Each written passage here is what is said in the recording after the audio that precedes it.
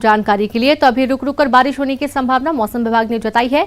अगली खबर है जबलपुर से, जहां बरगी बांध के फिर खोले गए 3 गेट। आप देखिए कि बांध के कैचमेंट एरिया में बारिश हो रही है और मंडला समेत आसपास के जिलों में पिछले 24 घंटे में हुई बारिश का असर भी अब देखने को मिल रहा है। आधा मीटर की सीमा तक खोले गए हैं 3 गेट। नर्मदा नदी का जलस्तर बढ़ा है, तो वहीं जबलपुर में अब तक 45 इंच बारिश हो चुकी है।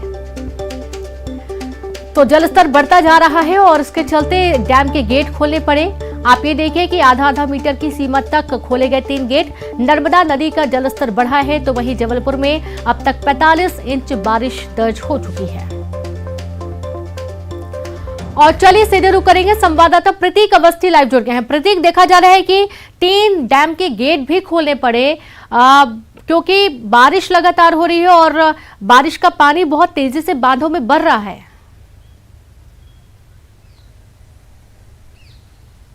देखिए, बिल्कुल रेनू, चूंकि आपने कहा भी कैचमेंट एरिया में लगातार कैचमेंट एरिया से आशय है मंडला, डिंडोरी, अमरकंटक। अगर इन क्षेत्रों में भारी बारिश होती है तो उसका असर बरगी बांध के जलस्तर पर पड़ता है।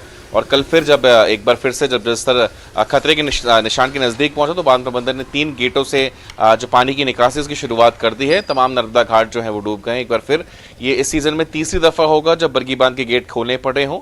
इसके पहले हमने देखा था 21 गेट, 13 गेट और अब 3 गेट। ये अलग अलग चरण में जो है चरणबद्ध तरीके से जो है गेटों को खोलना पड़ा है। फिलहाल अलर्ट जिस प्रकार से हर बार जारी किया गया था, निचले तमाम तकरीबन 5 जिले आते हैं जिनमें जबलपुर, नरसिंहपुर, रायसेन, होशंगाबाद शामिल हैं। इन तमाम जिलों में एक बार फिर से अलर्ट किया गया है। चूंकि 3 गेट खोले गए, इस लिहाज से निचले इलाकों में अचानक भी पानी बढ़ सकता है, तो जलप्रपातों से भी दूर रहने की सलाह प्रशासन द्वारा दी गई है। जो भी हो, फिलहाल बारिश जो है वो रुकने का नाम नहीं ले रही है और रुक रुक के ही सही, लेकिन बारिश का असर बरगी बांध के जो जलस्तर है उसमें पड़ रहा है। उसके बाद जो है गेटों को खोलना पड़ रहा है। शुक्रिया आपका, बहुत शुक्रिया आपका प्रतीक, तमाम जानकारी के लिए। तो बरगी बांध के आधा इंच तक गेट खोलने पड़े हैं क्योंकि नर्मदा नदी का जलस्तर भी लगातार बढ़ रहा है और 45 इंच बारिश अभी तक दर्ज हो चुकी है। चलिए कुछ और अहम खबरों का हम जिक्र करेंगे। अब बात करेंगे, खबर ग्वालियर से है जहां पर पुलिस की गाड़ी हादसे का शिकार हो गई है। हादसे में पुलिस के 6 से ज्यादा जवान घायल हो गए हैं और घायल पुलिसकर्मियों को ग्वालियर के ट्रॉमा सेंटर भर्ती किया गया। हादसा डबरा झांसी हाईवे पर सिथौली के पास हुआ है। दतिया की सेवरा जेल से 13 कैदियों को पुलिसकर्मी ग्वालियर लेकर आए थे और इन कैदियों को सेंट्रल जेल में छोड़ने के बाद पुलिस के जवान वापस दतिया जा रहे थे, तभी दूसरी ओर से आ रही कार डिवाइडर पर चढ़कर सड़क के दूसरी ओर पुलिस की गाड़ी से टकरा गई। अचानक कार के सामने आने से पुलिस की गाड़ी अनियंत्रित होकर पलट गई। पुलिस की गाड़ी में 9 पुलिसकर्मी सवार थे और सभी को सिर और हाथ पैर में चोट आई है। घटना की जानकारी मिलते ही झांसी रोड थाने की पुलिस मौके पर पहुंची और घायलों को ट्रॉमा सेंटर भर्ती किया गया। पुलिस के वरिष्ठ अधिकारी भी ट्रॉमा सेंटर पहुंचे और घायल पुलिसकर्मियों की हालत की जानकारी ली। लापरवाह कार चालक के खिलाफ पुलिसकर्मियों ने मामला पुलिस ने दर्ज कर लिया है। लाल गाड़ी 4 व्हीलर वाला एकदम डिमांडर के कट के अंदर से घुस गया, उसमें टक्कर गली तो गाड़ी हमारी गुलाट का गई, डिमांडर से गली गुलाट का गई। ये लगभग 8-9 लोग थे। ग्वालियर स्थानांतरण जो केंद्रीय कारागार है वहाँ स्थानांतरण पर लेके आए थे उन लोगों को। यहाँ से स्थानांतरण उपरांत वापस दतिया जा रहे थे। सिथौली के पास में एक कोई कार वाला बता रहे हैं कि सडनली उसने ओवरटेक किया है और ओवरटेक करके बिल्कुल गाड़ी के सामने जेलवान के सामने लगा दिया। तो उसको बचाने के चक्कर में जो जेलवान था वो पलट गया एक साइड से। तो लगभग 8-9 लोगों को चोटें आई हैं। इसमें गंभीर चोट तो नहीं है किसी के, लेकिन चोटें सभी के हैं। तो देखा आपने, और ज्यादा जानकारी के साथ संवाददाता सुशील कौशिक लाइव जुड़ गए हैं। सुशील, देखा गया है कि पुलिस की गाड़ी हादसे का शिकार हो गई। एक भीषण सड़क हादसा हुआ देर रात।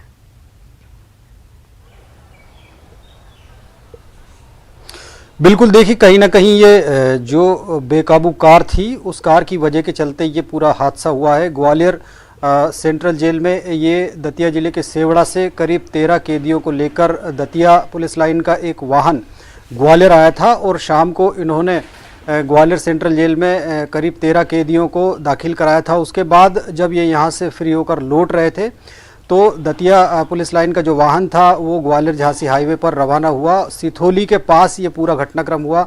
एक अनियंत्रित कार तेज़ी से आई और बताया जा रहा है कि उसने पुलिस वाहन को ओवरटेक किया और उसी दौरान ये कार जो है अचानक पुलिस वाहन के सामने आ गई और उसी कार को बचाने के चक्कर में पुलिस का जो वाहन है अनियंत्रित हुआ और उसके बाद पलट गया। इसमें 9 पुलिसकर्मी सवार थे दतिया जिले के, जिनमें से 6 पुलिसकर्मियों को सिर में हाथ में गंभीर चोटें आई है। वहीं जो 3 अन्य पुलिसकर्मी हैं उनको भी अंदरूनी चोटें आई है। इसके बाद जो कार चालक था वो फरार हो गया। पुलिस ने दतिया पुलिस के जवानों की शिकायत पर झांसी रोड थाने में जो कार चालक है अज्ञात, उसके खिलाफ जो है लापरवाही का मामला दर्ज किया है। उसकी तलाश की जा रही है, सीसीटीवी फुटेज खंगाले जा रहे हैं ताकि उसकी शिनाख्त हो पाए कि आखिरकार ये शख्स कौन था। लेकिन कहीं ना कहीं एक बड़ा हादसा कहा जा सकता है कि ड्यूटी पूरी करके लौट रहे पुलिसकर्मी एक बड़े हादसे का शिकार हो गए। हालांकि ये शुक्र की बात है कि सभी की जान जो है खतरे से बाहर है। शुक्रिया आपका सुशील तमाम जानकारी के लिए। तो 6 से ज्यादा पुलिसकर्मी हादसे में घायल हुए हैं, जिन्हें